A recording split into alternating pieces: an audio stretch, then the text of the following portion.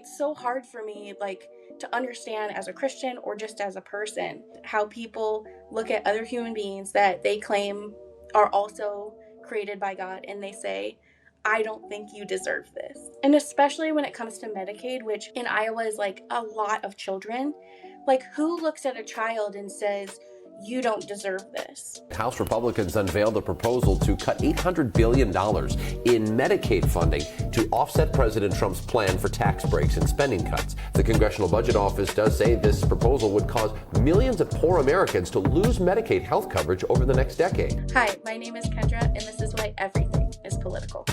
I have 4 children. 4 of my 5 children are adopted out of foster care, and so they have a very high ACE scores, adverse childhood events. It's really important in order for them to thrive and to get better to have access to mental health services. I contacted the school to see if we could do therapy services as well, and they said we actually don't offer that anymore because of the cutting of funding for public schools in Iowa. The public safety net of school in particular really provided them the ability to get out of unsafe homes. School is where people noticed, hey, their hair is not being combed.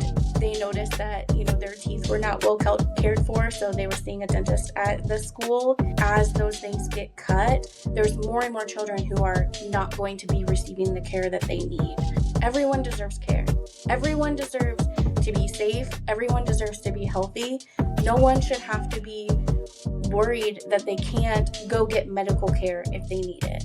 You talk about wanting to keep families together, or you want women to have more kids, or you want kids to perform better in school. All of those things would be improved by somewhere to live, enough food to eat, and healthcare. We are all so much closer to needing these services desperately just to survive than we are to being a millionaire. We all pay our taxes and it goes to help this family. Well, tomorrow it could be your family.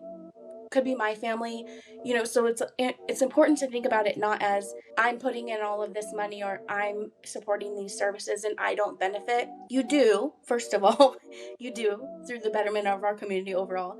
But second of all, someday it could be you.